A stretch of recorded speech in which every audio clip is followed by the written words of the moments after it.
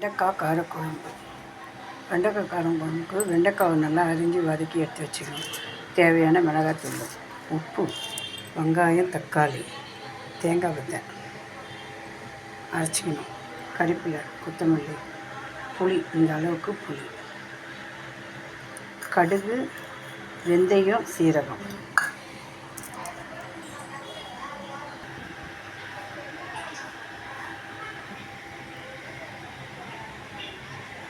காரக்குழம்பு தேங்காய் அரைச்சி ஊற்றினா அப்படியே குருமா மாதிரி ஆகிடும். எப்படி இருக்கு பாருங்க. அப்படியே கொதி வந்ததும் இறக்கி வச்சிடணும்.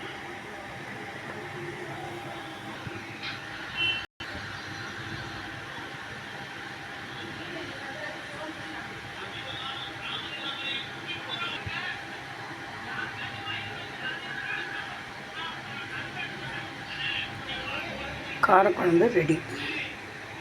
அப்படியே நல்லா கொதி எடுத்துக்கோங்க. கொதி வந்து கொச்ச பிறகு அப்படியே இறக்கி வச்சுக்கணும். வெண்டைக்காய் காரக்குழம்பு குருமா மாதிரி, தேங்காய்லாம் அரைச்சி ஊற்றி குருமா மாதிரி.